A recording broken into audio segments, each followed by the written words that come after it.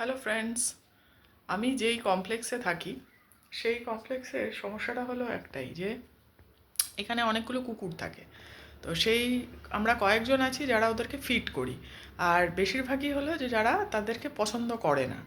তো এবার সমস্যাটা হয়ে গেছে যে মানে বেশিরভাগ লোকই চাইছে যে যাতে এরা ভেতরে না ঢোকে। আর আমি এটা বুঝতে পারি না যে এটা কী এমন ঝামেলা করে। এই যে দেখো, তোমাদের সাথে ভিডিও আমি আগেও শেয়ার করেছিলাম, আমার ঘরে দেখো এই যে রোদে, এই যে আমার ঘরে কিন্তু এখন একজন শুয়ে আছে। এবার এ তো এখানে চুপচাপ শুয়ে আছে, এ তো কিছু করেও না, কিছুই না।